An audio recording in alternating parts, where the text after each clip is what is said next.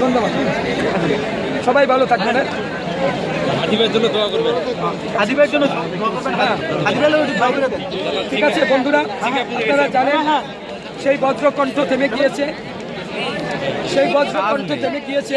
সে এখন সিঙ্গাপুরে, সেই সিঙ্গাপুরে আছে আমাদের প্রিয় হাদি ভাই, আমাদের প্রিয় হাদি ভাই।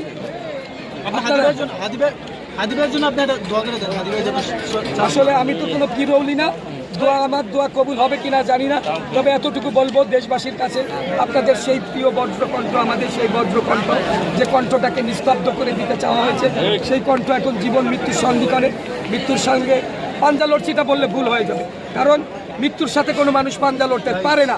আপনারা জানেন, অনেকে আমরা দেখি বড় বড় বুদ্ধিজীবী যারা, তারাই বলে যে মৃত্যুর সাথে পাঞ্জা লড়ছে। আরে মিয়া বেকুব, আপনি কিভাবে বলেন মৃত্যুর সাথে পাঞ্জা লড়ছে? মৃত্যুর সাথে কেউ পাঞ্জা লড়তে পারে না।